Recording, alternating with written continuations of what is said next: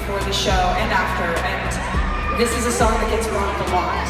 And first of all, I think that if you've involved me or my music in any way with your heartbreak or your loneliness, I think that's the highest honor you could ever give a songwriter, so thank you to anyone who's ever done that.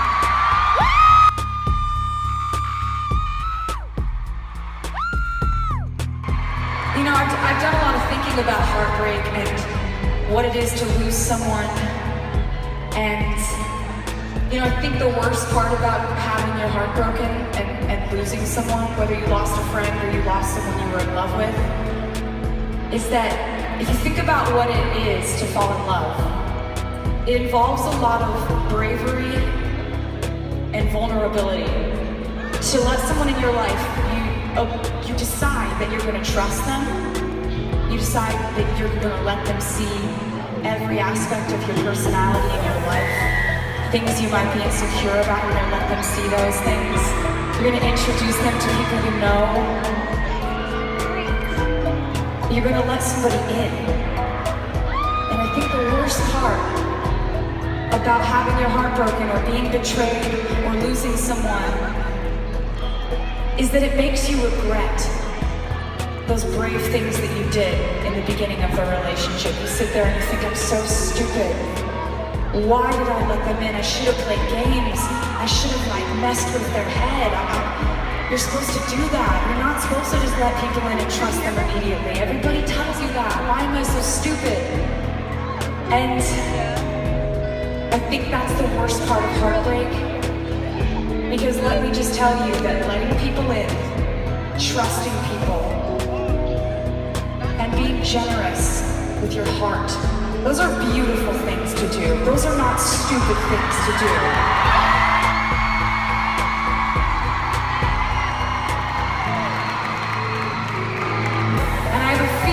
That just based on how you treated me tonight, I have a feeling we have a lot of optimists, a lot of daydreamers, a lot of hopeless romantics in the house tonight.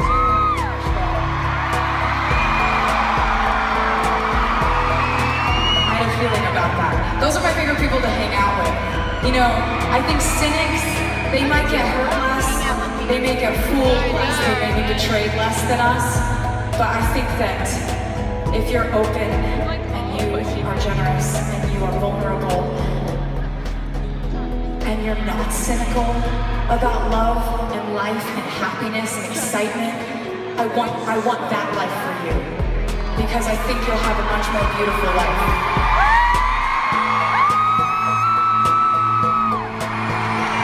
So you get your heart broken and then you have to go on living every single day, putting one foot in front of the other, and you have to go and replace all these habits, like getting a text message from that person in the morning, or getting a phone call from them at night, or getting little surprises, and you have to replace those habits with new ones. But maybe you replace all the time that you spent with that person with spending time with your friends or your family, and maybe you decide that instead of factoring someone else's opinion into every decision you make and everything you decide to do with your life, maybe you only listen to your own gut instinct. Maybe you start making choices based on what you want only.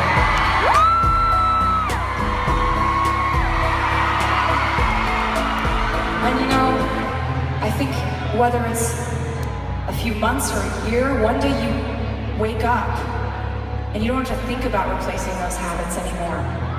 And you don't feel like heartbroken is written across your forehead anymore. You don't feel like it defines you anymore.